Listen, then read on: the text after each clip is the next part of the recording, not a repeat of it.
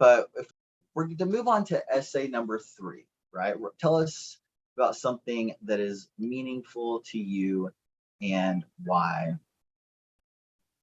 And with this one, I'm going to say, with this essay, I see students really varying really wildly in the universality of the topics that they choose. But I think it's important to remember that the prompt has 3 parts, right? There are a lot of ways we could take this prompt, but I think it's important to remember that the prompt has 3 parts. You've got the something that we're talking about. You've got the fact that it's meaningful to you, right? And we've got the why. And you need to make sure that you address each of these to some extent, but the why, I think, really is the heart and the bulk of your answer. Whenever we get this PowerPoint back up, one mistake students can make is like writing a traditional argumentative essay about this is important and this is why, and I'm here to agree with my point of view. And I like to say, let's look at it a little bit different. Like it is an argumentative or persuasive maybe essay, in the sense that you're writing about this thing, but what you're trying to convince your reader of is why this thing is important or meaningful based on the experiences and the reflections you can have, right? And using that as your proof.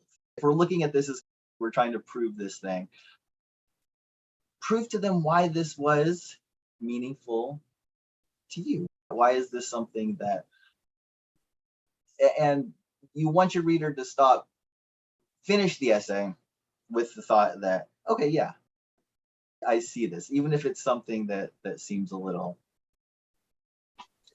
personal, right?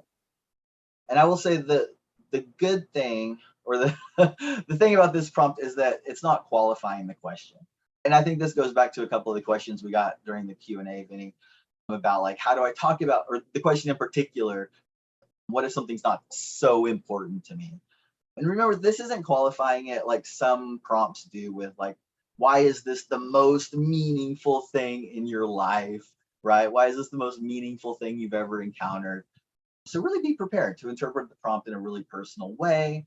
And in revisions, once you are able to put your draft aside for a little bit, I'll keep harping on that, and then come back and look at it, you'll want to pay really close attention to what is this thing telling your reader about you, both on the surface, what is it telling the reader about you and what's meaningful to you, but also between the lines, right? How are you using this, again, as a tent peg to hang these little details about yourself on? And you can evaluate them if it's working as hard as it could with these 250 words.